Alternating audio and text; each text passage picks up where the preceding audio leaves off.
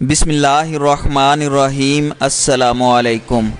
بھارتی وزیر اعظم نریندر مودی نے گزشتہ کے مقابلے موجودہ انتخابات میں زیادہ نشستوں سے کامیابی حاصل کرنے کا دعویٰ کیا ہے۔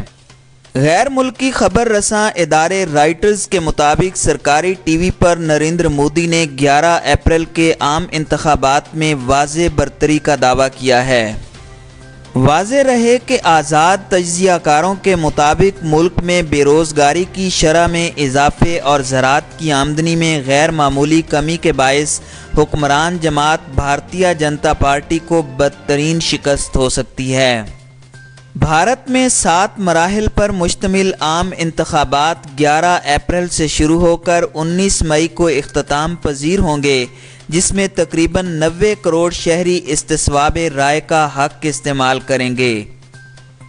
نریندر مودی نے کہا ہے کہ بی جے پی اور اس کی اتحادی جماعت نیشنل ڈیموکریٹس الائنس گزشتہ عام انتخابات کے مقابلے میں زیادہ نشستیں حاصل کریں گے۔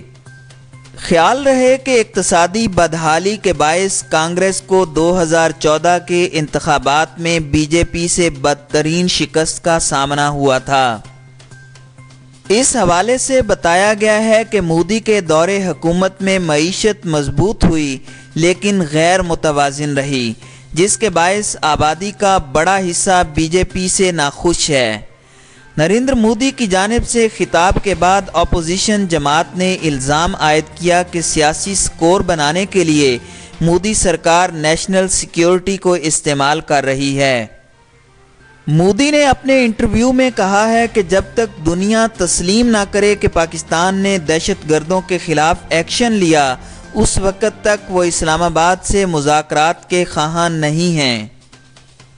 واضح رہے کہ 14 فروری کو مقبوضہ کشمیر کے ضلع پلوامہ میں بھارتی فوج کے قافلے پر ہونے والے خودکش حملے میں 50 فوجی اہلکار ہلاک ہوئے تھے۔